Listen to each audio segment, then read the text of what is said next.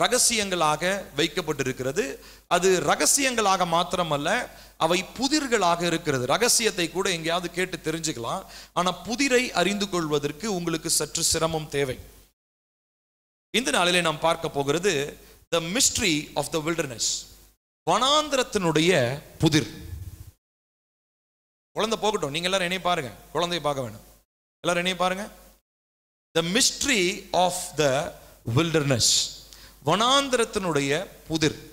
வனாந்திரம்னா என்னதுங்க சொல்லுங்களேன். பாருங்க, ஒருத்தர் பாலைவனத்தில் நடந்து வந்துட்டு இருக்கிறார்.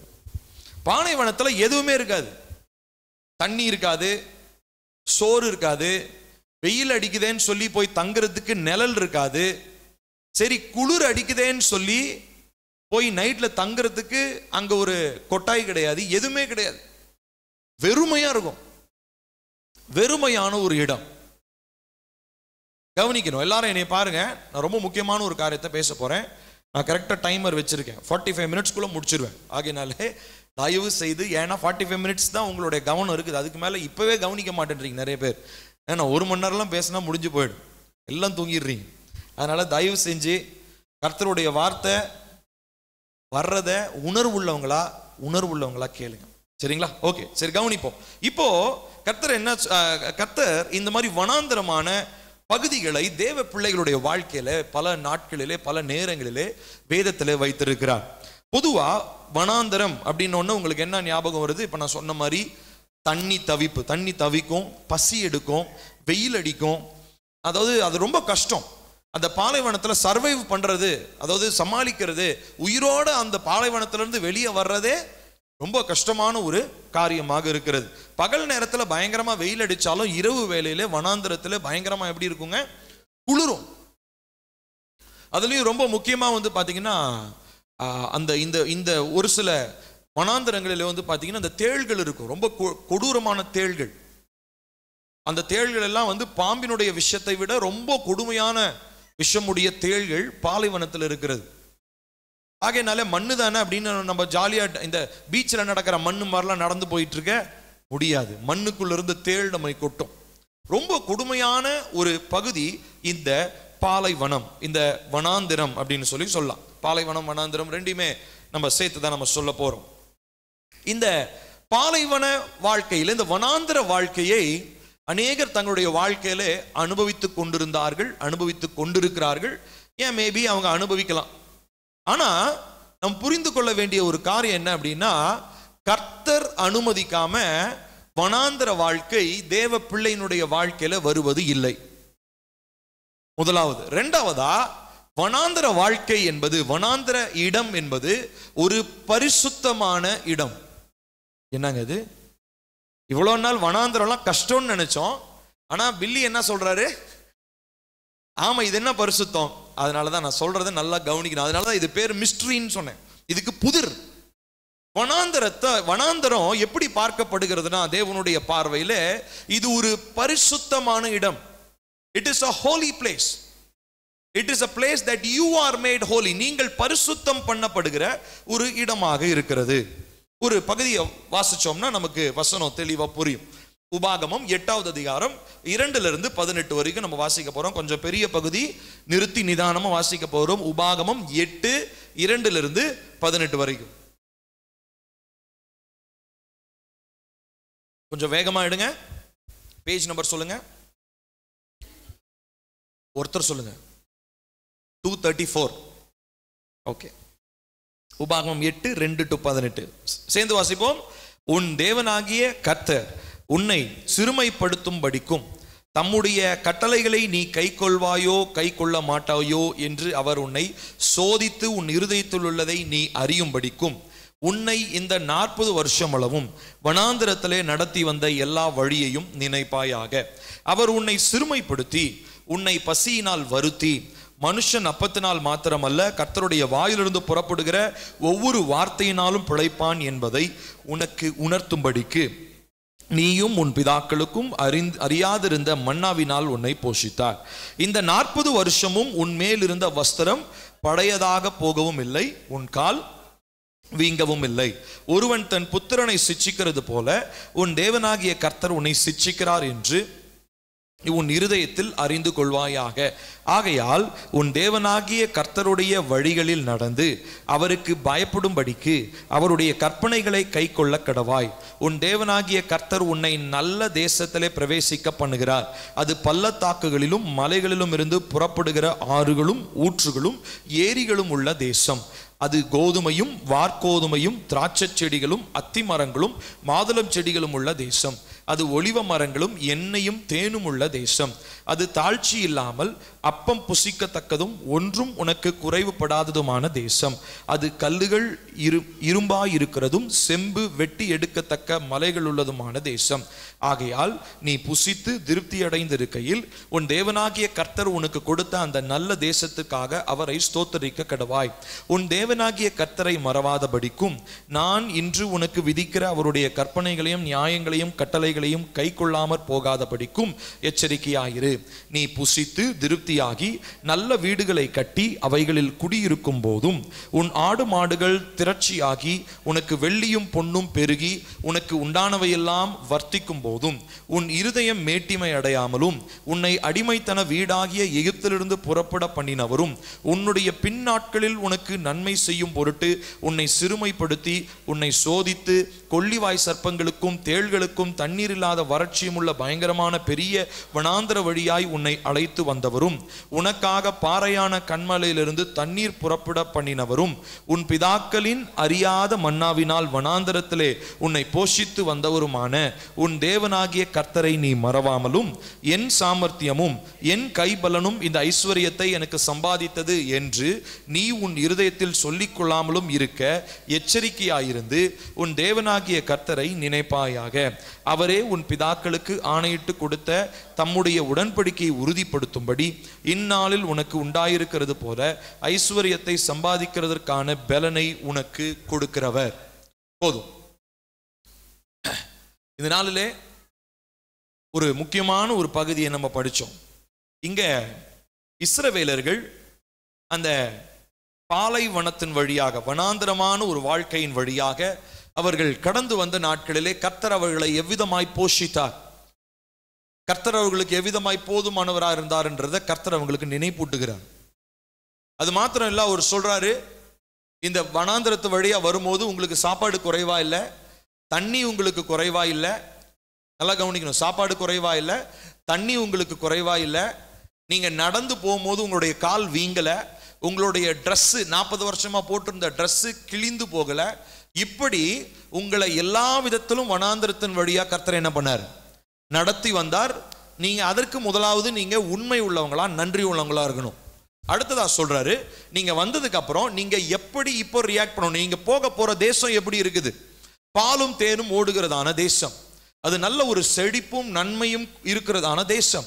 இந்த தேசத்திற்குள்ள நீங்க போகும்பொழுது என்னென்ன காரியங்களிலே எச்சரிக்கையா இருக்க வேண்டும் என்பதை குறித்து கர்த்தர் மோசேவின் மூலமாக இந்த இஸ்ரவேல் ஜனங்களுக்கு பேசுகிறதை நாம் பார்க்கிறோம். பொதுவா இந்த வனாந்தரம் என்று சொல்லப்படும் பொழுது we neglect the wilderness life. வனாந்தர வாழ்க்கையை நாம் அசட்டை பண்ணி விடுகிறோம். ஏனென்று சொன்னால் நாம் நினைத்துக் கொள்ளுகிற ஒரு நினைப்பு என்னன்னு சொல்லி சொன்னா, வனாந்தரத்துல எந்த ஒரு ஃப்ரூட்ஃபுல்னஸும் நமக்கு கிடையாது. வனாந்தரத்துல நம்ம கனி கொடுக்க முடியாது. வனாந்தரம் ஒரு மனுஷனுடைய வாழ்க்கையில வந்துருச்சுன்னு சொல்லி சொன்னா அவனுடைய வாழ்க்கை ரொம்ப கடினமான, ரொம்ப வேதனையான ஒரு வாழ்க்கையாக மாறிவிடும் என்பதாக நம்முடைய சிந்தையிலே அநேக நாட்கள் நாம் நினைத்து கொண்டிருக்கலாம். ஒருவேளை இப்போ நீங்க நினைத்திருக்கலாம். ஆனா நீங்க நல்லா கவனிச்சு பார்த்தீங்கன்னா, இவ்விதமான வனாந்தர பாதைகளில் தான் கர்த்தர் முக்கியமான காரியங்களை இஸ்ரவேல் ஜனங்களுக்கு கற்றுக் கொடுத்தார். உதாரணத்திற்கு, கர்த்தர் தம்முடைய நியாய பிரமாணங்களை எந்த இடத்துல அவங்களுக்கு கொடுத்தார்? வனாந்தரத்துல அவங்களுக்கு கொடுத்தார், சீனாய் மலையில.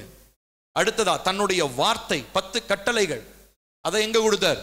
வனாந்தரத்துல அவர்களுக்கு கொடுத்தார். அடுத்ததா ரொம்ப முக்கியமா, கர்த்தர் இப்படிதான் இருப்பாரு அப்படின்ற தெய்வீக பிரசன்னம் எங்க வெளிப்படுத்தப்பட்டது? வனாந்தரத்துல வெளிப்படுத்தப்பட்டது. இன்ஃபேக்ட் மோசே கூட ஜெபிக்கிறார். நம்ம 2 வாரத்துக்கு முன்னாடி அப்பா பேசினதான பிரசங்கத்துல, உம்முடைய சமூகம் எனக்கு முன்னாடி போகலன்னு சொல்லி சொன்னா எங்களை இந்த இடத்தை விட்டு கொண்டு போகாதிரும் என்று சொல்லி மோசே ஜெபிக்கிறத பார்க்கிறோம். அந்த ஜெபமும் எங்க ஏறெடுக்கப்பட்டது தான்? வனாந்தரத்திலே ஏறெடுக்கப்பட்டது. சோ வனாந்தரம் என்பது மனிதனாலே அசட்டை பண்ணப்படுகிற இடம். It's because we believe in wilderness we are unfruitful. வனாந்தர பாதையிலே, வனாந்தர பகுதியிலே நமக்கு கனிகள் இல்லை என்பதை நம்முடைய அறிவின்படி நாம் யூகித்துக் கொள்ளுகிற ஒரு காரியம். ஆனால் தேவனுடைய பார்வையில அப்படி அல்ல. காரணம், தேவன் வனாந்தரத்துல தான் முக்கியமான ஒரு சில காரியங்களை கர்த்தர் கற்றுக் கொடுக்கிறவராக இருக்கிறார். ஹல்லேலூயா. முதலாவது இதை நாம் புரிந்து கொள்ள வேண்டும். அடுத்ததா, இந்த கடினமான பாதைகள், அதாவது வனாந்தரமான பாதைகள், அந்த வனாந்தரம் அப்படின்னாலே உங்களுக்கு அதனுடைய அர்த்தமாக நீங்கள் புரிந்து கொள்ள வேண்டிய ஒரு காரியம் என்ன அப்படின்னா, வனாந்தரம் என்றால் பரிசுத்தம். சொல்லுங்க, வனாந்தரம் என்றால், திரும்ப சொல்லுங்க, வனாந்தரம் என்றால் பரிசுத்தம். திரும்ப இன்னொரு மாதிரி சொல்லுங்க, வனாந்தரம் என்றால் பரிசுத்தம். சரி, பொதுவா வனாந்தரம்னு ஒண்ணு நம்ம என்ன நினைச்சுக்குவோம்னு சொல்லி சொன்னா, கர்த்தர் என்கிட்ட பேசாம இருக்கிறது தான் வனாந்தரம்னு சொல்லி நினைச்சுக்குவோம். கிடையாது. ரொம்ப ஸ்பிரிச்சுவலா இருக்கிறவங்க அப்படி நினைச்சுக்குவாங்க. மற்றவங்களுக்கு வனாந்தரம்னா என்னன்னே தெரியாது. வனாந்தரமா ஏதோ வருதுங்க போதுங்க, பண கஷ்டம் வருது, நெருக்கடி வருது, கஷ்டமா இருக்குது. ஆனா நான் வனாந்தரத்தின் வழியா போறேன்றதை ஆராய்ந்து பார்க்கறதுக்கான நேரம் அவங்களுக்கு இல்லை. நான் ஏற்கனவே மெசேஜ் ஸ்டார்டிங்ல சொன்னேன் இல்லைங்களா, நமக்கு நேரம் இல்லை, எல்லாத்துக்கும் நேரம் இருக்குது. நான் சொன்னேன் இல்லைங்களா, இந்த வருஷம் ஸ்டார்டிங்லேயே உங்ககிட்ட நான் சொன்னேன். நியூ இயர் மெசேஜில் எத்தனை பேர் கவனிச்சிங்கன்னு தெரியல. பிசாஸ் இந்த வருஷத்துல 2 விஷயம் செய்ய வைப்பான். ஒன்று, உங்களை பாவம் செய்ய வைப்பான். நீங்க பாவம் செய்யலைங்க, நான் ரொம்ப யோக்கியங்க, பரிசுத்தமா இருக்கிறேன், கை சுத்தம், வாயு சுத்தம், இருதய சுத்தம் நீங்க சொல்லலாம். 2வது பிசாசுடைய தந்திரம் என்ன தெரியுமா? உங்களை பிஸியா இருக்க வைப்பான். நான் முதல் விஷயம் செய்யலைங்க, ஆனா 2வது விஷயம் பிஸியாவே இருக்கிறேன்னா அதுவும் பாவம் தான். நான் ஏற்கனவே நியூ இயர்ல சொன்னேன், எத்தனை பேர் இது ஞாபகமா வச்சிருக்கிறீங்கன்னு தெரியல. ஆகையினாலே அதை குறித்து நம்ம எச்சரிக்கை இருக்கணும். சரி, இப்போ கவனிப்போம். இந்த பாலைவனம்ன்றது பரிசுத்தம். சரி, இப்போ இந்த பாலைவனத்தை எப்படி பரிசுத்தம்னு நம்ம ஏற்றுக்கொள்ள முடியும்? சாதாரணமான ஒரு மனுஷன் கிட்ட இந்த மாதிரி ஒரு சினாரியோவை காமிச்சியப்பா, இந்த மாதிரி இடத்துல போய் ஒரு 40 நாள் இருந்துட்டு வாப்பா அப்படின்னா என்ன சொல்லுவான்? போயா, லூஸ் ஆயிடுச்சா உனக்கு, நட்டுக்கிட்டு கல்றிச்சா, இந்த இடத்துல போய் நான் எப்படி 40 நாள் இருக்கிறது? சோறு இல்லை, தண்ணி இல்லை, தங்கிறதுக்கு நிழல் இல்லை, எப்படி இந்த மாதிரி இடத்துல போய் இருக்கிறது? ஆனா தேவ பிள்ளைக்கு தெரியும். இப்ப நீங்க தெரிய ஆரம்பிக்கணும், நல்லா புரிஞ்சுக்கோங்க, நல்லா காது கொடுத்து நல்லா கவனிங்க. வனாந்தர பாதை என்பது கர்த்தர் நம்மை பரிசுத்தப்படுத்துகிறதான இடம். சரி, கொஞ்சம் ஹீப்ரு வார்த்தைகள்லாம் உங்களுக்கு நான் கற்றுக் கொடுக்க போறேன். ஆகையினாலே நல்லா கவனிக்கணும். ஓகேவா? கவனிப்பீங்களா? புரியாத மாதிரிலாம் இருக்காது, உங்களுக்கு புரிகிற மாதிரியே. ஏன்னா என்னுடைய கெட்ட பழக்கம் என்னன்னா, உங்களுக்கு புரிகிற வரைக்கும் நான் சொன்ன விஷயத்தை திரும்ப திரும்ப சொல்லுவேன். அதனால உங்களுக்கு புரிஞ்சா புரியுதுன்னு சொல்லுங்க, புரியலன்னா புரியலன்னு சொல்லுங்க, நான் திரும்ப புரியுற மாதிரி எக்ஸ்பிளைன் பண்றேன். ஓகேவா? சரி, இப்போ இந்த வனாந்தரத்திற்கு எபிரேய பதத்துல என்ன வார்த்தைன்னு சொல்லி சொன்னா மிட்பார். சொல்லுங்க, மிட்பார். மிட்பார் பொதுவா இந்த நம்ம ஓல்டு டெஸ்டமென்ட் பழைய ஏற்பாடு என்ன மொழியில் எழுதப்பட்டுச்சுங்க? அரமாயிக் மற்றும் எபிரேய மொழியில் எழுதப்பட்டுச்சு. புதிய ஏற்பாடு என்ன மொழியில் எழுதப்பட்டது? கிரேக்க மொழியில் எழுதப்பட்டது. சரிங்களா? இதை நம்ம தெரிஞ்சுக்கணும். ஓகே, இப்போ எபிரேய மொழியில இந்த வனாந்தரத்திற்கு மிட்பார் என்று சொல்லப்படுகிறது. அதுதான் பேர். வனாந்தரம் அப்படின்னா மிட்பார் அப்படின்னு சொல்லி அர்த்தம். இந்த மிட்பார் அப்படின்றது எந்த வார்த்தையினுடைய அடிப்படையில் வருது அப்படின்னா டபார் அப்படின்னு சொல்லி அர்த்தம். என்னடா பேரு டபார் டிபீர்னு? இதுதான், இது எபிரேய மொழி. மிட்பார் அப்படின்ற வார்த்தை, வனாந்தரம் என்ற வார்த்தை டபார் என்கிறதான இன்னொரு வார்த்தையிலிருந்து மருவி வந்த ஒரு வார்த்தை. சரி, இப்ப டபார் அப்படின்னா என்ன அர்த்தம் அப்படின்னா பேசுதல் என்று அர்த்தம். என்னதுங்க? இப்போ இந்த மிட்பார் டபார் 2 வார்த்தையை ஞாபகம் வச்சுக்கணும். மிட்பார் டபார். இந்த மிட்பார்ன்றது டபார்ல இருந்து வந்துச்சு. டபார்னா என்ன அர்த்தம் சொன்னேன்? பேசுதல் என்று சொல்லி சொன்னேன். அப்போ வனாந்தரம்ன்றதுன்னா என்னது? மிட்பார். மிட்பார்னா என்னது? பேசுதல். அப்போ வனாந்தரத்திலே கர்த்தர் என்ன பண்றாரு? பேசுகிறார். நல்லா கவனிக்கணும். வனாந்தரத்திலே கர்த்தர் பேசுகிறார். God speaks in the wilderness. திரும்ப சொல்லுகிறேன், வனாந்தரத்திலே கர்த்தர் பேசுகிறார். நம்மளுடைய புரிந்து கொள்ளுதல் என்னன்னா, எல்லாம் செல்வமா இருக்கும் பொழுது, எல்லாம் ஆசீர்வாதமா இருக்கும் பொழுது கர்த்தர் பேசுவார்னு நம்ம நினைக்கிறோம். கர்த்தருடைய பேசுதலை அப்படி புரிஞ்சுக்கிறோம். எல்லாம் நல்ல ஆசீர்வாதமா இருந்துச்சுன்னா ஓகே, கர்த்தர் அவங்க கூட இருக்கிறாரு, கர்த்தர் அவங்க கூட பேசுறாரு. உலகம் அப்படி பார்க்கலாம். ஆனா தேவ பிள்ளைகள் எல்லாம் செல்வ செழிப்பா இருக்கும்போது கர்த்தர் உங்ககிட்ட பேச முடியாது. ஏன்னா உங்க பார்வையும் உங்களுடைய காதுகளும் உங்களுடைய இருதயமும் எங்க இருக்கும் தெரியுமா? அப்ப உங்க கைகளில் கிடைச்சிருக்கிற ஆசீர்வாதத்தின் மேல இருக்கும். ஆனா நீங்க எப்போ வனாந்தரத்துக்கு வரீங்களோ, எப்போ வனாந்தர அனுபவம் தேவ பிள்ளைக்கு வருகிறதோ, அப்பொழுதுதான் கர்த்தர் பேசுகிறதை ஒரு மனிதனால கேட்க முடியும். நம்ம இந்த மாதிரி ஒரு இடத்தை பார்த்துட்டு வனாந்தரம்னா ரொம்ப மோசம்ன்றது மாத்திரம் தான் நமக்கு தெரியுதே ஒழிய, வனாந்தரத்துல கர்த்தர் பேசுகிறதை கேட்க முடியும்ன்ற புரிந்து கொள்ளுதல் நமக்கு இல்லாமல் போய்விட்டது. ஆனா இன்னையிலிருந்து ஒரு மாறுதல் உங்களுக்குள்ள வரணும். என்னன்னா, வனாந்தர பாதையிலே யார் என்கிட்ட பேசுறா? தேவன் என்னோடு கூட பேசுகிறார். சோ அதனால வனாந்தர வாழ்க்கையை நம்ம விரும்பணும்னு அவசியம் இல்லை.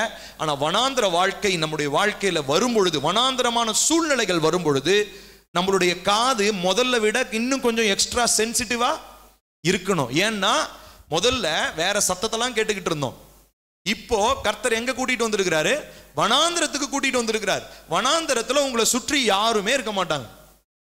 வனாந்தரத்துல உங்களுக்கு எந்த சத்தமும் கேட்காது. வனாந்தரத்துல உங்களுக்கு டிஸ்டர்ப் பண்றதுக்கு டிஸ்டர்பன்ஸே கிடையாது. கிட்டத்தட்ட தனிமையானவர்களாக நீங்கள் இருப்பீர்கள். ஆனால் அப்படி தனிமைப்படுத்துவது எதற்காக? கர்த்தர் உங்களோடு கூட பேசும்படியாக.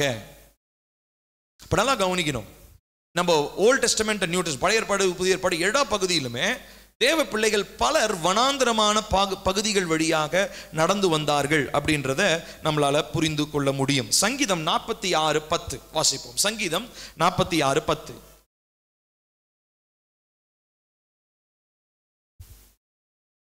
சங்கீதம் 46:10. பேஜ் நம்பர் ஒருத்தர் மட்டும் சொல்லுங்க. 698. சங்கீதம் 46:10 சேர்ந்து வாசிப்போமா? நீங்கள் எல்லாம் எடுத்துட்டீங்களா? கொஞ்சம் சத்தமா பைபிள் எடுத்தவங்க எல்லாரும் சத்தமா. நீங்கள் அமர்ந்திருந்து நானே தேவன் என்று அறிந்து கொள்ளுங்கள், ஜாதிகளுக்குள்ளே உயர்ந்திருப்பேன், பூமியிலே உயர்ந்திருப்பேன். இந்த வசனம் நம்ம எல்லாருக்கும் தெரியும்.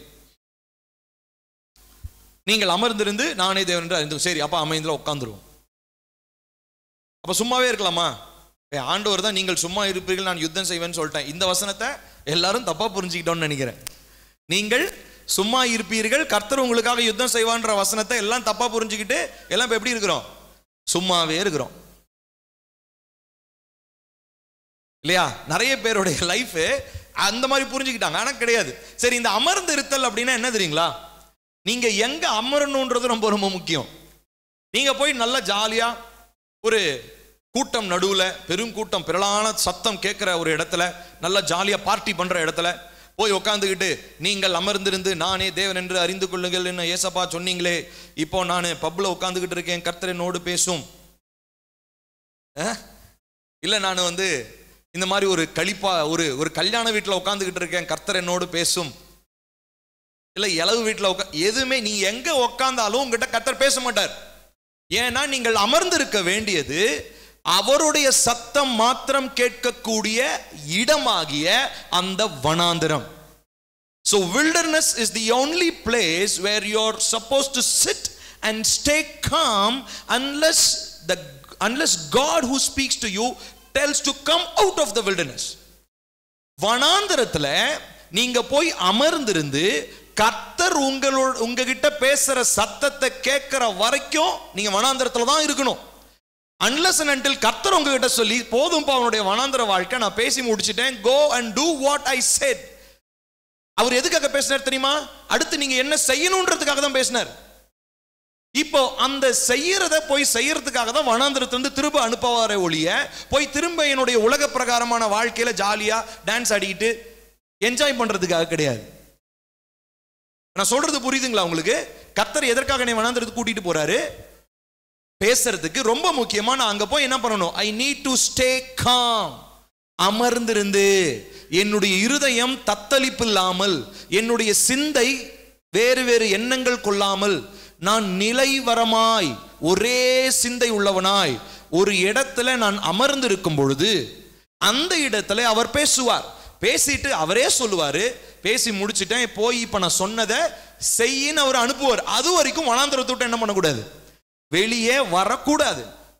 உங்களுடைய வாழ்க்கை கனியுள்ளதா தேவனுடைய ராஜ்யத்தில் இருக்கணும்னு சொல்லி சொன்னா you need to go through the path of wilderness. உங்கள் கனியுள்ள வாழ்க்கை இருக்க வேண்டும் என்று சொன்னால் வனாந்தர வாழ்க்கையின் வழியாக நாம் கடந்து வர வேண்டியது அவசியம்.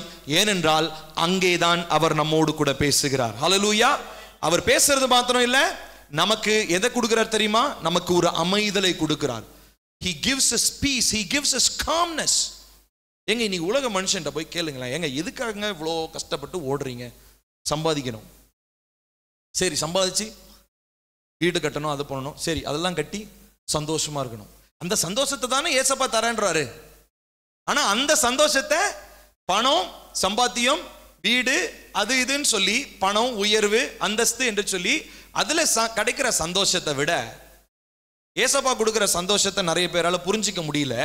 அதனாலதான் ஒரு மணி நேரம் கூட தேவ பிள்ளைகள் தேவனுடைய சமூகத்தில் என்ன பண்ண முடியல, நேரம் செலவழிக்க முடியல. காரணம், தேவன் தருகிற சமாதானத்தையும் உலகம் தருகிற சமாதானத்தையும் ஒண்ணுன்னு நினைச்சுக்கிறாங்க. கிடையவே கிடையாது. ஏசப்பா ரொம்ப தெளிவா தன்னுடைய சொந்த வாயாலேயே சொன்னார். என்ன சொன்னாரு? என்னுடைய சமாதானத்தை உங்களுக்கு கொடுக்கிறேன், உலகம் தருகிற பிரகாரமாய் அல்ல, என்னுடைய சமாதானத்தை உங்களுக்கு தருகிறேன். So when God gives you peace, கர்த்தர் உங்களுக்கு சமாதானம் கொடுக்கும் போது அது உலகம் பணத்தினாலும் அந்தஸ்தினாலும் பெயரினாலும் புகழினாலும் வருகிற சமாதானம் கிடையாது.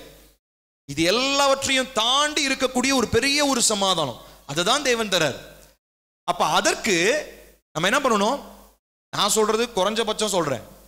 நீங்க எந்த அளவுக்கு அதிகமா அவருடைய சமூகத்துல காத்திருக்கிறீங்களோ அந்த அளவுக்கு அதிக சமாதானம் உங்க இருதயத்துல பெருகும். நான் சொன்னேன் இல்லைங்களா, நான் பிரேயர் பண்ண, நம்ம பிரேயிங் இந்த ஸ்பிரிட்ல நடுவில் நான் பேசும்போது நான் சொல்லுவேன், எந்த அளவுக்கு நீங்க ஒரு தொழில முதலீடு செய்றீங்களோ அந்த அளவுக்கு என்ன பண்ண முடியும், லாபம் உங்களுக்கு எடுக்க முடியும். அதே மாதிரி தான் தேவ பிள்ளைகளா வந்துட்டு எந்த அளவுக்கு நம்ம ஜெப நேரம் எல்லாமே கர்த்தருடைய சமூகத்துல செய்கிற முதலீடு. It is an investment. Every minute, every hour that you spend is like an investment. ஒரு முதலீடு. அந்த முதலீடுல இருந்து கர்த்தர் என்ன பண்றாரு? எனக்கு ஆசீர்வாதத்தை தராரு. இன்னைக்கு ஒருவேளை நீங்க பில்லியை பார்க்கும்போது பில்லியனுடைய வாழ்க்கையில எல்லாம் நல்லா இருக்கிற மாதிரி இருக்கலாம், ஒரு சில குறைவுகள் இருக்கலாம். ஆனா பில்லிக்குள்ள இருக்கிறதான சமாதானத்தை உங்களால பார்க்க முடியாது. ஆனா பில்லினால மாத்திரம் தான் அதை அனுபவிக்க முடியும். நான் சொல்றது புரியுதா? இப்போ கர்த்தர் தருகிற சமாதானமும் அதுதான். நீங்க பார்க்கணுன்றதுக்காக நான் நல்லா இருக்கணும் அப்படின்னு நான் நினைச்சேன்னா என் வாழ்க்கை ரொம்ப மோசமான வாழ்க்கையா இருக்கும். ஏன்னா உங்க கண்களுக்கு முன்பதாக வாழும்படி நான் என்ன பண்றேன்? பிரயாசப்பட்டு கொண்டு இருக்கிறேன். ஆனா எனக்கு நான் அனுபவிக்கக்கூடிய சந்தோஷம் தான் எனக்கு பிரதானம். கர்த்தர் எனக்கு கொடுக்கக்கூடிய சந்தோஷம் தான் எனக்கு பிரதானம். உங்க கண்ணுக்கு முன்னாடி நான் சந்தோஷமா இருக்கிறேனா இல்லையான்றது ரெண்டாவது. ஆனா தேவன் எனக்கு கொடுக்கிறதான நிறைவை நான் பெற்றிருக்கிறேனா? ஸோ நிறைவை பெறணும், சமாதானத்தை பெறணும்னா அமர்ந்து இருக்கணும். அமர்ந்து இருக்கணும்னா எங்க தான் போய் அமர்ந்து இருக்க முடியும்? அவர் கொடுக்கிற அனுமதிக்கிற வனாந்தரத்தின் இடங்களிலே மாத்திரம் தான் நீங்க அமர்ந்து இருக்க முடியும். Because only in the wilderness you will hear the voice of God. கர்த்தருடைய சத்தத்தை வனாந்தரத்தில் மாத்திரமே உங்களால கேட்க முடியும். அப்ப கர்த்தர் தம்முடைய ஜனங்களை என்ன பண்றாரு தெரியுமா? வனாந்தரத்திற்கு அழைத்து வந்தார். அப்கோர்ஸ் அவங்களுடைய கீழ்ப்படியாமையினால 40 வருடங்கள் சுத்தினாங்கன்னு நம்ம பார்த்தோம். ஆனா அந்த 40 வருடமும் இஸ்ரவேல் ஜனங்களுக்கு வேஸ்டா போகல. தீமையா நன்மையா மாத்திரவர் தானே அவரு. அப்ப 40 வருஷத்தை என்ன தெரியுங்களா பண்ணாரு? அவர் தன்னுடைய ப்ரொடக்டிவிட்டிக்கு யூஸ் பண்ணிக்கிட்டார். எப்படி யூஸ் பண்ணாரு? அவங்களுக்கு தேவையானது எல்லாவற்றையும் அவங்களுக்கு கற்றுக் கொடுத்தார். நியாயப்பிரமாணத்தை 600 கிட்டத்தட்ட 618 613 நியாயப்பிரமாணம் இருக்குதுங்க. இது வெறுமனே 40 நாட்கள்ல சொல்லி இருக்க முடியாது. ஒருவேளை தேவன் நினைச்சா சொல்லியிருக்கலாம். ஆனா அந்த 40 வருடத்தை கர்த்தர் என்ன பண்ணிக்கிட்டாரு? தனக்கு சாதகமா பயன்படுத்தி கொண்டு 40 வருடம் அவங்களை என்ன பண்றாரு? கற்றுக் கொடுக்கிறார், பேசுறார். கர்த்தருடைய சமூகம்னா என்னன்னு மக்களுக்கு தெரியும். கர்த்தருடைய பிரசன்னம் வரும்போது சீனாய் மலையில என்ன ஆச்சுங்களாம்? அப்படி இடி மின்னல் வந்தது. கர்த்தர் பேசும் பொழுது மக்கள் எல்லாம் அப்படியே சாஷ்டாங்கமா விழுந்துட்டாங்க. கர்த்தருடைய பிரசன்னத்துல மோசே மேல இருந்து கீழே வரும்பொழுது அவருடைய முகம் என்னவா மாறிடுச்சுங்க? அப்படியே வெளிச்சமா பிரகாசமா மாறிடுச்சு. இதெல்லாம் எங்க நடந்த சம்பவம்? வனாந்தரத்துல நடந்த சம்பவம். அப்ப இந்த வனாந்தரமான வாழ்க்கை என்பது நம்மளுடைய வாழ்க்கையில கர்த்தர் பேசுகிறது மாத்திரம் இல்ல, நமக்கு நன்மை உண்டாக்கத்தக்க அநேக தன்மைகளை, அட்ரிபியூட்ஸ், குணாதிசயங்களை நாம் பழகிக்கொள்ள வேண்டிய அநேக பழக்க வழக்கங்களை கர்த்தர் கற்றுத்தருகிறதான இடம் எதுங்க? வனாந்திரம். ஹல்லேலூயா. இப்ப கர்த்தர் வனாந்திரத்தில் நம்மோடு கூட பேசுகிறார். அப்ப மோசேவை கர்த்தர் என்ன பண்றாருங்க? வனாந்திரத்துக்கு நேரா தான் கூட்டிட்டு வர்றார். வாசிக்கலாமா? யாத்திராகமம் 3வது அதிகாரம் 1-2 வசனம். 3:1-2 பக்கம்.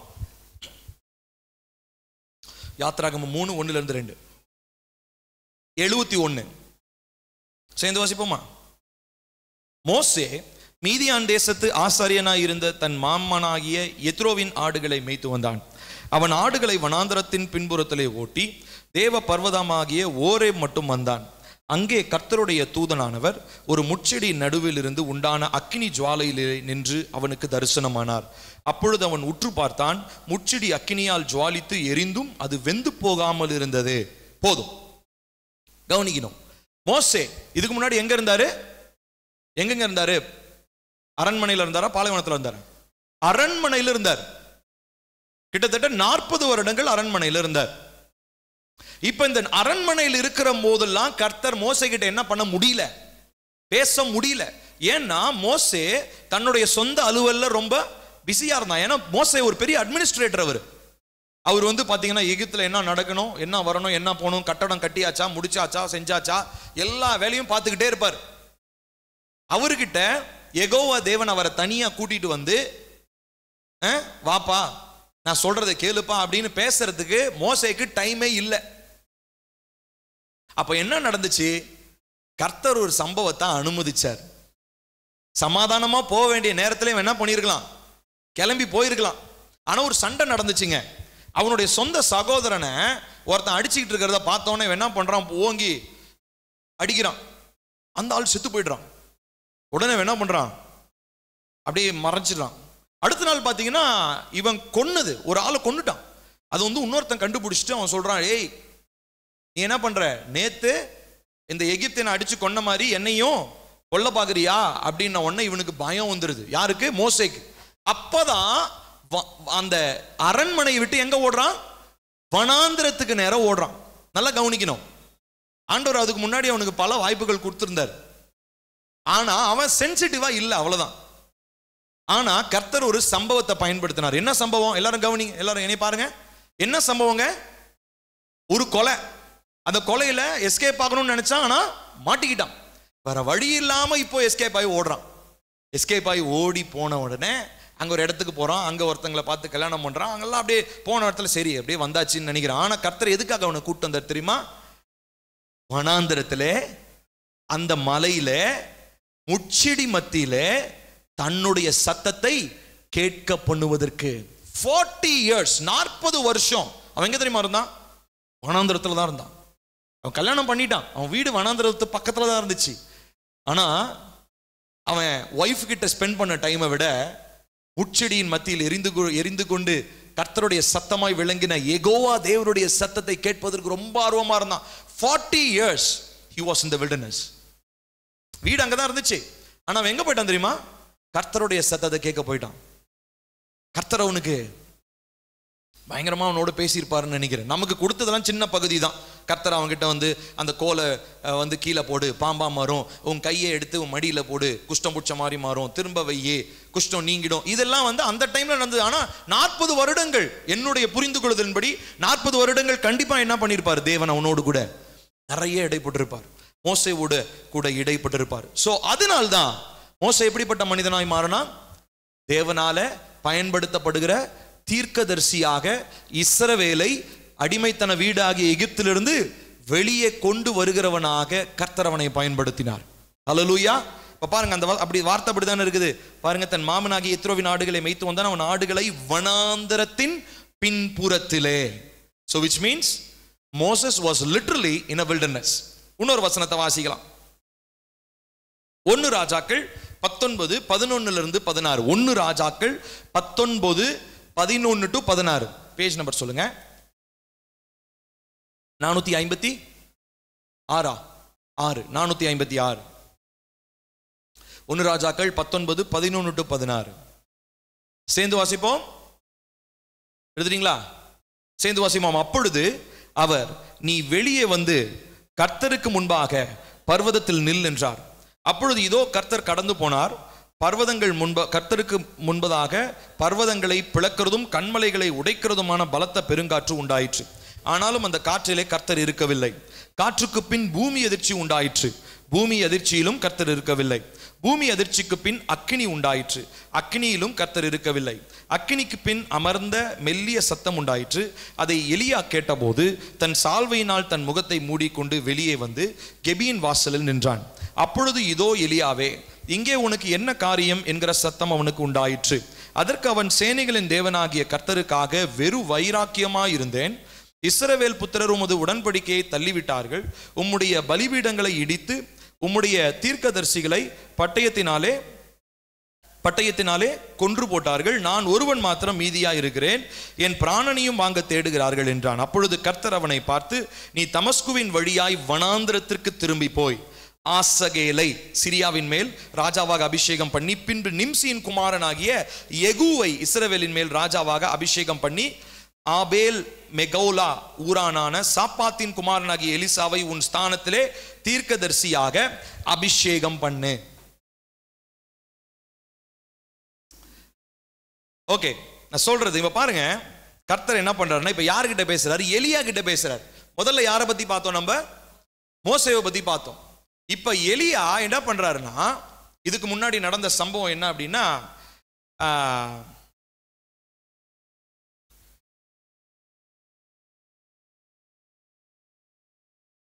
இப்போ எலியா என்ன பண்றாருன்னா, அதுக்கு முன்னாடி பயங்கரமான வைராக்கியமா பாகால் தீர்க்கதரிசிகள் எல்லாம் அடிச்சு தம்சம் பண்றாரு. பயங்கரமான ஒரு தேவ வைராக்கியம் பாராட்டி பயங்கரமா அவங்கள அடிச்சு நொறுக்கிறார். கிட்டத்தட்ட எத்தனை பேரை கொண்டார் தெரியுமா? 400 பாகால் தீர்க்கதரிசிகள். எல்லாரும் என்னை பாருங்களேன், எல்லாரும் என்னை பாருங்க. கொஞ்ச நேரம் நான் முடிக்க போறேன், தயவு செஞ்சு. சரி, இப்ப 400 தீர்க்கதரிசிகளை இவர் என்ன பண்றாரு? கொன்னுட்டார். இப்ப என்ன ஆயிடுச்சு? இவருக்குள்ள பயங்கர வைராக்கியம் வந்துச்சு. உடனே இப்போ இந்த பக்கம் ஒரு சத்தம் வருது. யாரு அப்படின்னா, ஒரு லேடி.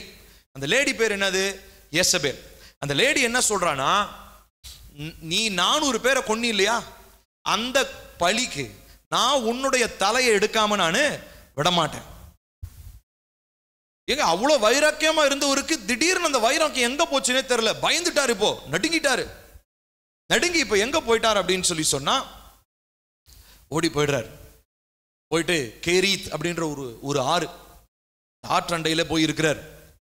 அங்க இருக்கும்போது தான் கர்த்தர் அவகிட்ட பேசுறத நம்ம பார்க்கிறோம். அங்கேயும் கர்த்தர் தெளிவா அங்க எலியா கிட்ட சொன்ன ஒரு காரியம் என்ன பாருங்க. இதோ எலியாவே, இங்கே உனக்கு சத்தம் உண்டாயிற்று. அவன் தேவனாகிய கர்த்தருக்காக வெகு பக்தி வைராக்கியமா இருந்தேன். இஸ்ரவேல் புத்திரர் உமது உடன்படிக்கையை தள்ளிவிட்டார்கள் அப்படின்னு சொல்லி சொன்ன உடனே ஆண்டவர் சொல்றாரு, அப்பொழுது கர்த்தர் அவனை பார்த்து, நீ தமஸ்குவின் வழியாய் எங்க போனோம்? வனாந்திரத்திற்கு. வசனம் என்னங்க போட்டிருக்கு? வசனத்தை பார்த்து சொல்லுங்களேன், என்ன போட்டிருக்குது? வனாந்திரத்திற்கு திரும்பி போய். எலியாவை பார்த்து என்ன சொல்றாரு? வனாந்திரத்துக்கு போ. ஏன்னா அங்கதான் நான் உங்ககிட்ட பேச முடியும். நான் பேசக்கூடிய இடம் அதுதான். நான் உனக்கு கட்டளைகளை கொடுக்கக்கூடிய இடம் அதுதான். அடுத்ததான் என்ன சொல்றாரு பாத்தீங்கன்னா, ஒருத்தனை ராஜாவா அபிஷேகம் பண்ண சொல்றாரு. பின்பு நிம்சியின் குமாரனாகிய யெகூவை அபிஷேகம் பண்ணுன்றார். ஆனா அந்த டாஸ்க்ல அவர் தோத்து போயிடுறாரு எலியா. அதனால எலிசா தான் வந்து யெகூவா அபிஷேகம் பண்ணுவார்.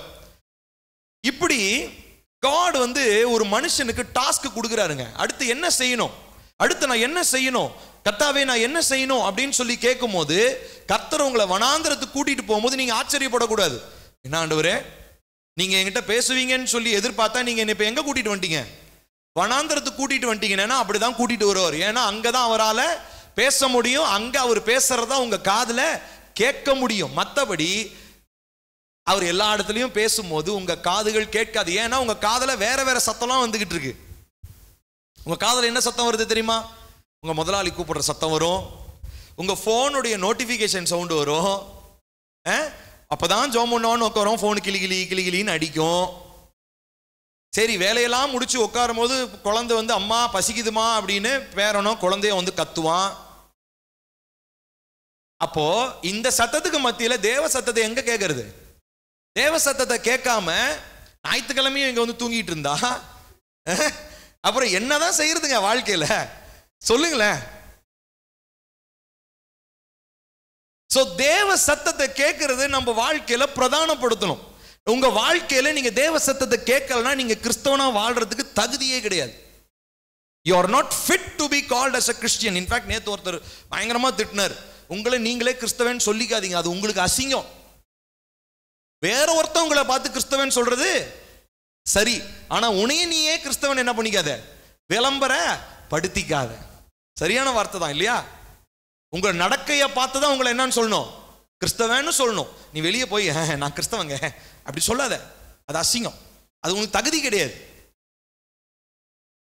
வேறு ஒருத்தன் உன்னுடைய நடக்கைய பார்த்து நீ கிறிஸ்தவன் சொல்றத நீ ஏற்றுக்கொள்ளலாம். Don't say you are a Christian. அப்போ நல்லா புரிஞ்சுக்கணும் பிரியமானவர்களே, கர்த்தர் பேசுகிற சத்தத்தை கேட்கணும்னா அதுக்கு வனாந்தரத்துக்கு போகணும். வனாந்தரமான ஒரு சூழ்நிலை நமக்கு வாழ்க்கையில உண்டாகணும். வனாந்தரமான சூழ்நிலை வரும்போது அப்படியே கதறி அழுது அப்படியே கைவிடப்பட்டவனா தனித்தவனா லோன்லியா இருக்கிறேன்னு உணர்றதுக்காக கர்த்தர் வனாந்தரத்துக்கு கூட்டிட்டு போகல. எது கூட்டிட்டு போறாரு தெரியுமா? உங்ககிட்ட பேசுறதுக்கு. சோ இந்த மாதிரி சூழ்நிலைகள், நெருக்குகிற சூழ்நிலைகள், தனிமைப்படுத்தப்பட்ட சூழ்நிலைகள், சாப்பாடு இல்ல தண்ணி இல்லைன்ற மாதிரி கஷ்டப்படுகிற சூழ்நிலைகள் வரும்பொழுது எங்க நோக்கி பார்க்கணுமா? கர்த்தாவே, மோசே இது சாமுவேல் மாதிரி, கர்த்தாவே சொல்லும் அடியேன் கேட்கிறேன்.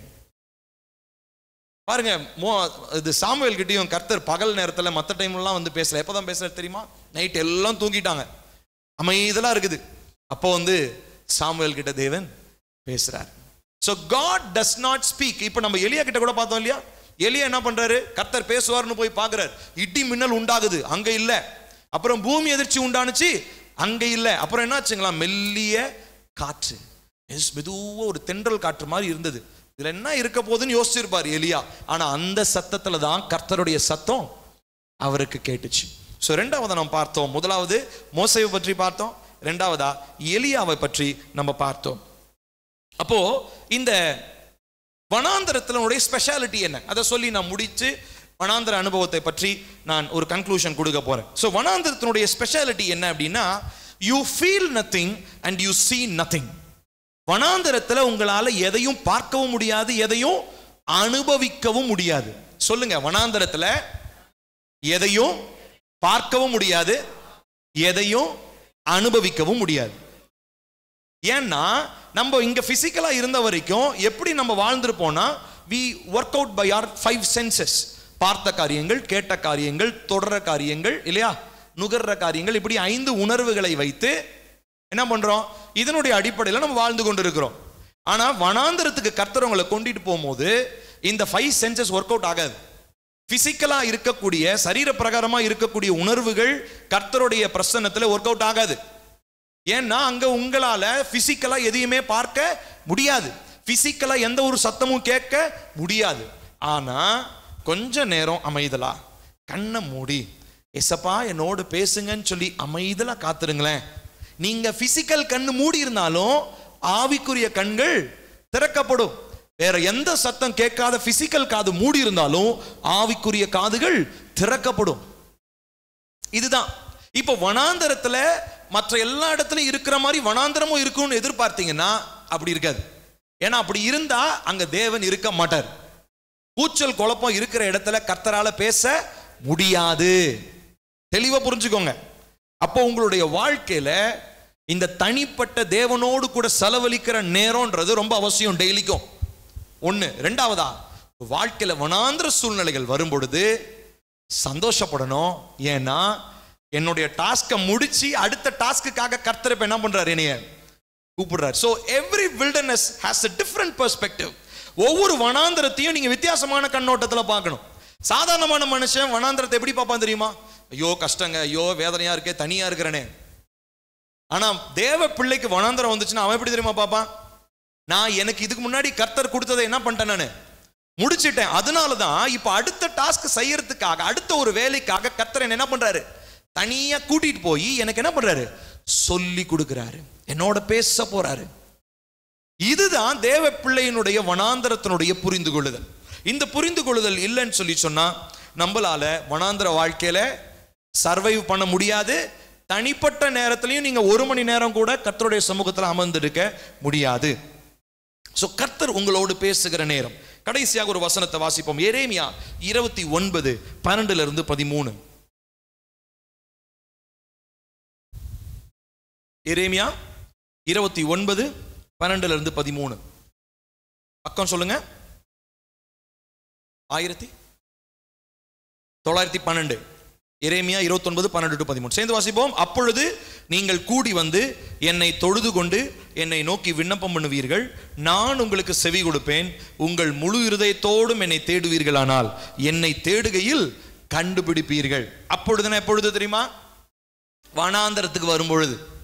நீங்க அங்க வந்து என்னுடைய சமூகத்துல என்னோடு கூட தனி. எரேமியா 29:12-13. என்னை நீ தேடி வரும்பொழுது, என்னை நீ தொழுது கொள்ளும் பொழுது, என்னை நோக்கி நீ விண்ணப்பம் பண்ணும் போது நான் உனக்கு செவி கொடுப்பேன்.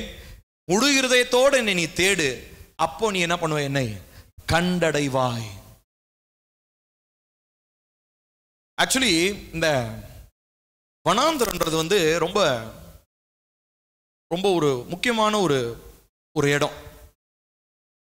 இன்ஃபேக்ட் வந்து பார்த்தீங்கன்னா கொஞ்ச நாளைக்கு முன்னாடி ஒரு ஃபியூ இயர்ஸ் பேக் அப்பா ஒரு டைம் பேசினாங்க. எத்தனை பேர் ஞாபகம்? பாலைவன ஆவிகள், டெசர்ட் ஸ்பிரிட்ஸ் அப்படின்னு சொல்லி பேசியிருக்காங்க. பொதுவாக இந்த டெசர்ட் அப்படின்னாலே நமக்கு எந்த ஏரியா ஞாபகம் வரும் அப்படின்னா, நம்ம ஊரில் ராஜஸ்தான் இருக்கு. ராஜஸ்தான்லாம் சின்ன டெசர்ட் தான். ஆனால் இந்த மிடில் ஈஸ்ட் எடுத்துக்கிட்டீங்கன்னு வச்சுக்கோங்களேன், இந்த ஈரான், ஈராக், இந்த மாதிரி மத்திய கிழக்கு பகுதிகள், இங்கே வந்து ஃபுல்லாகவே டெசர்ட் தான் இருக்கும். இன்ஃபேக்ட் துபாய், யூஏஇன்னு சொல்கிறோம் இல்லைங்களா, துபாய், அப்புறம் வந்து ஷார்ஜா, இந்த ஏரியாலாம் பார்த்தீங்கன்னா பாலைவனத்தையே ஒரு பெரிய நகரமாக மாற்றிட்டாங்க. அங்கே போய் பார்த்தீங்கன்னா இது பாலைவனமாக இருந்துச்சான்றதுக்கு தடையமே இல்லாத மாதிரி அந்த ஊரை மாற்றி கட்டி வச்சிருக்கிறாங்க. ஸோ மனிதன் என்னென்னலாம் செய்கிறான். இப்போ இந்த அதுலேயும் பார்த்தீங்கன்னா டெசர்ட் ரைடுன்னு ஒன்று இருக்கும் துபாயில். அது டெசர்ட்டில் கூட்டிகிட்டு போவாங்க. அதில் ஒரு ஸ்பெஷல் கார் இருக்கும், அதில் கூட்டிகிட்டு போவாங்க. ஆனால் இந்த டெசர்ட் ரைடில் நீங்கள் நைட் டைம் போக முடியாது. நைட் டைமில் ஒரு சில இடத்துல மட்டும் என்ன பண்ணுவாங்கன்னா கேம்ப் ஃபயர் மாதிரி போட்டிருப்பாங்க, டென்ட் மாதிரி வச்சிருப்பாங்க, அங்கே தான் இருக்க முடியும். மற்ற எல்லா இடங்களிலையும் நீங்கள் என்ன பண்ண முடியாதுன்னா வனாந்தரத்தில் போய் சுற்றிக்கிட்டு இருக்க முடியாது. ஏன்னா டெசர்ட்ன்றது அதனால தான் அந்த வார்த்தை பயன்படுத்தப்படுது. He was deserted அப்படின்ற வார்த்தையை நீங்க கேள்விப்பட்டிருப்பீங்க. டெசர்டட்னா என்னன்னா அவன் தனியாக விடப்பட்டவன் என்று சொல்லி அர்த்தம் ஆங்கிலத்தில். இப்போ இந்த டெசர்ட்டுக்கு 2 அர்த்தம் இருக்குன்னு சொன்னேன். ஒன்று, உலக பிரகாரமா நீங்க பார்க்கும்போது நீங்க தனிமையா விடப்பட்டவங்க. தேவனுடைய பெர்ஸ்பெக்டிவ்ல பார்க்கும்போது கர்த்தர் உங்களோடு இருக்கும்படியாக உங்களை தனியாக என்ன பண்ணியிருக்கிறாரு? அழைத்து வந்திருக்கிறார். அப்போ பாலைவனத்தை பார்க்கக்கூடியதான கண்ணோட்டம் மாறணும் நமக்கு. பாலைவனத்தை இனிமே உங்க வாழ்க்கையில நீங்க சந்திக்கும் பொழுது, வனாந்தரமான சூழ்நிலைகள் உங்க வாழ்க்கையில வரும் பொழுது, make sure that your perspective is what God's perspective. உங்கள் கண்ணோட்டம் தேவனுடைய கண்ணோட்டமா இருக்கிறதான்றதை கொஞ்சம் நீங்க என்ன பண்ணணும்? ஆராய்ந்து பார்க்கணும். மனுஷன் மாதிரியே நீங்க பாத்தீங்கன்னா உங்களை மாதிரி பரிதாபப்பட்ட மனுஷன் யாருமே இருக்க முடியாது. என்னங்க தேவனை நான் தேடினே, இவ்வளோ நேரம் ஜெபம் பண்ணனே, இவ்வளோ நேரம் நான் பைபிள் படிச்சனே, இவ்வளோ உபவாசத்துக்கு வந்தனே, இவ்வளோ நான் காத்திருந்து மன்றாட்டு ஜெபம் பண்ணனே, அந்நிய பாஷையில பேசினனே, ஏங்க எனக்கு எதுவும் நடக்கல? ஏன் இந்த வனாந்தரம்ன்றது it is actually a literal upgrade of your spiritual life. Hallelujah. வனாந்தரம் என்பது உங்கள் வாழ்க்கையினுடைய அப்கிரேட். ஸ்பிரிச்சுவல் லைஃப்க்கு கர்த்தர் ஒரு ப்ரமோஷன் கொடுக்கிறாரு. மோசே அவனை பொறுத்த வரைக்கும் ப்ரமோஷன்னா என்னது? ஐ மீன் உலக மக்களுக்கு ப்ரமோஷன் என்னது? அரண்மனை தான். ஏன்னா அரண்மனையில் இருக்கிற வேலையை விட்டுட்டு ஒருத்தன் 40 வருஷம் போய் வனாந்திரத்தில் உட்கார்றானே, எனக்கு என்ன புத்தி கித்தி கெட்டு போச்சா? யோசிச்சு பாருங்க. எபிரேயர்ல 11வது அதிகாரத்தில் நம்ம வாசிக்கிறோம் மோசேவை பத்தி. மோசே என்ன பண்றாரு தெரியுங்களா? எகிப்தியரோடு இருந்து அந்த அரண்மனையினுடைய சுகபோகங்களை அனுபவிப்பதை பார்க்கிலும் இஸ்ரவேலரோடு கூட வனாந்தரத்திலே பாடு அனுபவிப்பதை தனக்கு பாக்கியமாக எண்ணிக்கொண்டான். ஏன்னா மோசேவனுடைய பெர்ஸ்பெக்டிவ் காட்ஸ் பெர்ஸ்பெக்டிவ். மோசேவனுடைய கண்ணோட்டம் தேவனுடைய கண்ணோட்டம். உலக மனுஷன் அரண்மனையை விட்டு வெளியே வரமாட்டான். ஏன்னா அங்க நல்ல வாழ்க்கை, நல்ல 3 வேளை நல்ல வெறும் சாப்பாடு மட்டும் இல்ல, சொல்லுவாங்கல்ல நல்ல ராஜபோக வாழ்க்கை. 3 வேளை வெரைட்டியா சாப்பிடலாம், நல்லா கவனிப்பாங்க, நல்ல வேலை செய்யறதுக்கு வேலையாட்கள். ஆனா அதெல்லாம் விட்டுட்டு அந்த மனுஷன் எங்க வந்திருக்கிறான்?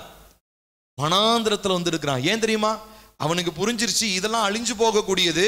ஆனா அங்க ஒருத்தர் வனாந்திரத்துல என்கிட்ட பேச போறாரு. அவருடைய சத்தம் அழிவில்லாதது. அவர் தான் என்னைய கடைசி வரைக்கும் என்ன பண்ண முடியும், நிலைநிறுத்த முடியும். தேவனுடைய ராஜ்யத்துல என்னை கொண்டு போய் நிறுத்த முடியும்ன்றத யார் அறிந்திருந்தா? மோசே அறிந்து வைத்திருந்தார். சோ அப்ப வனாந்தரம் வரும் பொழுது நாம் பயப்பட வேண்டிய அவசியம் இல்லை. ஏன்னா வனாந்தரம்ன்றது என்னதுங்க? It is a spiritual upgrade. ஆவிக்குரிய உயர்வு உங்களுடைய வாழ்க்கையில உண்டாகிறது என்பதை நீங்கள் புரிந்து கொள்ள வேண்டும்.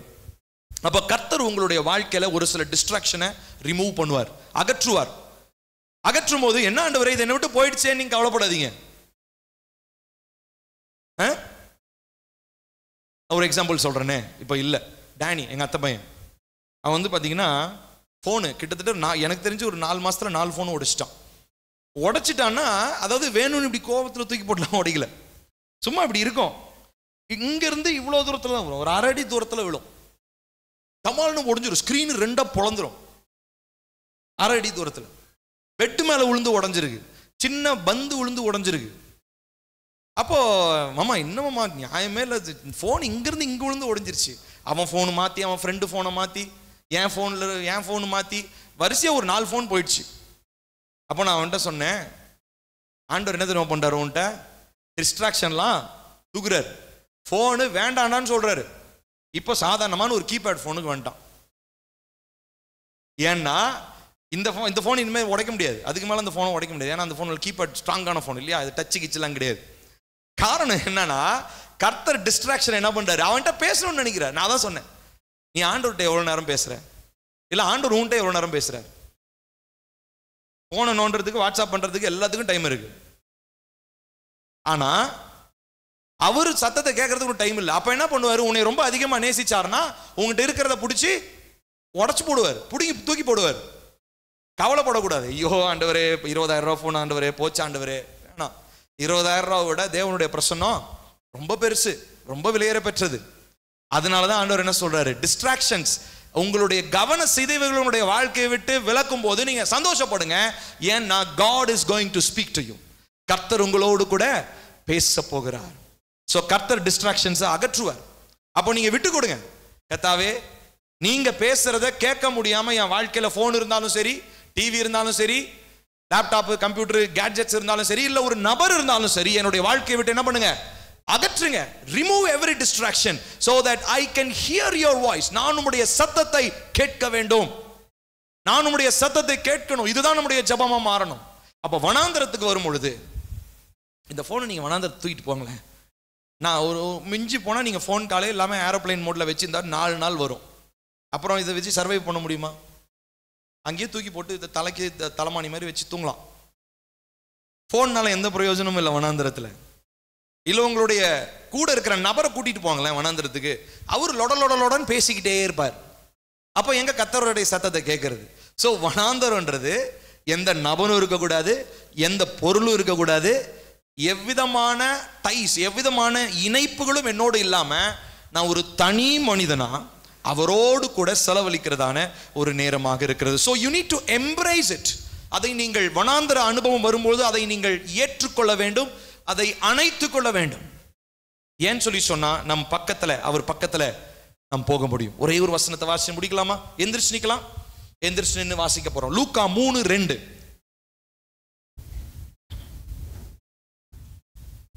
வாசிப்போம். லூக்கா 3:2 பக்கம் சொல்லுங்க. 50 80 சேர்ந்து வாசிப்போம். அன்னாவும் காய்பாவும் பிரதான ஆசாரியராயும் இருந்த காலத்தில் வனாந்தரத்திலே சகரியாவின் குமாரனாகிய யோவானுக்கு தேவனுடைய வார்த்தை உண்டாயிற்று. கவனிக்கணும், இப்ப யோவான் ஸ்நானகன் எங்க இருக்கிறாரு? வனாந்தரத்துல. அவர் கொடுக்கிற மெசேஜ் ரொம்ப ஹெவியான மெசேஜ், பயங்கர பாரம் நிறைந்த ஒரு செய்தி. என்ன செய்தி? மனம் திரும்புங்கள், பரலோக ராஜ்யம் சமீபித்திருக்கிறது. உங்க பழைய வாழ்க்கையை வச்சுட்டு நான் ஆபிரகாமுடைய சந்ததியில பிறந்தேன் அப்படின்றத நினைச்சிட்டு பெருமையா பாராட்டிட்டு உட்கார்ந்துட்டு இருக்காதீங்க, நீங்க முடிஞ்சு போயிடுவீங்க. அப்போ வந்து கேட்கும் போது அவர் திட்டுறாரு, விரியன் பாம்பு குட்டிகளே. அப்ப உங்களை பார்த்து திட்டா நல்லா இருக்கும், எல்லாம் கோச்சிட்டு ஓடிடுவீங்க. ஆனா யோவான் ஸ்நானன் அப்படிதான் திட்டுறாரு. ஏன்னா அப்படிதான் அவர் திட்ட சொல்லியிருப்பாரு நான் புரிஞ்சுக்கிறேன். ஏன்னா தேவன் வந்து அவ்வளோ ஹார்ஷா இருக்க சொல்லியிருக்காரு. ஏன்னா அப்பனாச்சும் அவனுங்களுக்கு புத்தி வருமா வரலையா? அப்ப அதுல ஒரு சிலர் உண்மையா வந்து என்ன பண்றாங்க, ஞானஸ்தானம் எடுத்துக்கிட்டாங்க. ஒரு சிலர் வேஷம் போட்டுக்கிட்டு இவன் என்னத்தை சொல்றான், யோவான் ஸ்நானகன் வனாந்தரத்துல இருந்து என்னத்தை பேசுறான். ஆனா வனாந்தரத்துல யோசிச்சு பாருங்க, ஒருவேளை சிட்டிக்குள்ளேயோ ஏரோதனுடைய அரண்மனை பக்கத்துலயோ நம்மளாம் என்ன நினைப்போம், நல்ல முக்கியமான ஒரு நகரத்துல போய் நின்று நல்லா ஒரு 4 முச்சந்தி வர்றதான ரோட்ல நின்று நல்ல ஒரு ஸ்டேஜை போட்டு மேடையில மைக்க பிடிச்சி கர்த்தர் சீக்கிரம் வரப்போகிறார் அப்படின்னு சொல்றது நல்லதுதான். அந்த மாதிரி சொல்றதுக்குன்னு ஒரு சிலரை வச்சிருக்கலாம். ஆனா யோவான் ஸ்நானகனை கர்த்தர் அப்படி அழைக்கல. கர்த்தர் எங்க அழைச்சார் தெரியுமா? நகர்ப்புறங்களிலும் வீடுகளிலும் தெருக்களிலும் பிரசங்கம் பண்றதுக்கு இல்ல, ஏங்க வனாந்தரத்துக்கு எதுக்குங்க போனோம்? ஏன்னா யோசிச்சு பாருங்க, வனாந்தரத்துல இருந்து இவன் சிட்டிக்கு வரல, இவன் வனாந்தரத்துல பேசிக்கிட்டு இருக்கிறத கேட்கறதுக்காக மக்கள் என்ன பண்ணாங்க, அவங்க தான் வனாந்தரத்துக்கு போனாங்க. So where is the source of that power? அந்த ஆற்றல் எங்க இருந்து வந்தது தெரியுமா? யோவான் ஸ்நானகன் வனாந்தரத்துல இருந்ததுனால தான் அவனுக்கு அந்த பவர். அவன் சிட்டிக்குள்ள இருந்திருந்தானா, நகர்ப்புறத்துல இருந்ததானா, முச்சந்தில நின்று மேடை போட்டு பேசி இருந்தான் தானா, அவன் வார்த்தையை யாருமே கேட்டிருக்க மாட்டாங்க. ஏன்னா அங்க மேஜிக் பண்றவனும் அப்படிதான் இருப்பான். இந்த பக்கம் மாய வித்தை பண்ணிக்கிட்டு மாயாஜாலம் பண்ணிக்கிட்டு இருக்கிறவன், ரோட்ல போட்டு கோஷம் போடுறவன், ரோட்ல என்டர்டெயின்மெண்ட் பண்றவன், அவன் எல்லாருமே எங்க தான் இருக்கிறான்? என்டர்டெயின்மெண்ட் பண்றவனுக்கு மேடை தான் அவசியம். ஆனா தேவ ஊழியக்காரனுக்கு வனாந்திரம் அவசியம், தேவ பிள்ளைக்கு வனாந்திரம். ஏன்னா வனாந்திரத்துல தான் யூ பிகம் மோர் பவர்ஃபுல், நீங்க வல்லமையுடையவளா மாறுறீங்க. ஏன் தெரியுமா? யாருடைய சத்தம் கேக்குது? தேவனுடைய சத்தம் கேக்குது. நம்ம எல்லாரும் கண்களை மூடுவோமா? தேவனை நோக்கி நாம் பார்க்க போகிறோம். தேவனை நோக்கி நாம் பார்க்க போகிறோம். கர்த்தாவே, என்னுடைய வாழ்க்கையில இந்த வனாந்திர வாழ்க்கைய கர்த்தர் எனக்கு நீங்க நிறைய நேரம் தந்திருக்கிறீங்க. ஆனா நான் அதை உதாசீனப்படுத்திட்டேன். அந்த வனாந்திரம்னு வரும்போது நான் நிறைய நேரம் பயந்துட்டேன். வனாந்திரம்னு வந்தா நான் தனிமைப்படுத்தப்பட்டவனா இருக்கிறேனே, நான் ரொம்ப கைவிடப்பட்டவனா இருக்கிறேனே, என்னை தேற்றுவதற்கு எனக்கு ஆதரவா இருக்கிறதுக்கு யாரும் இல்லைன்னு நினைச்சிருக்கிறேனே. ஆனா இப்போ வனாந்திரம்ன்றது ரொம்ப முக்கியமான இடம்ன்றதை நான் புரிஞ்சுக்கிட்டேன். ஏன்னா இந்த வனாந்திரத்துல தான் நீங்க என்னோடு கூட பேசுவீங்க.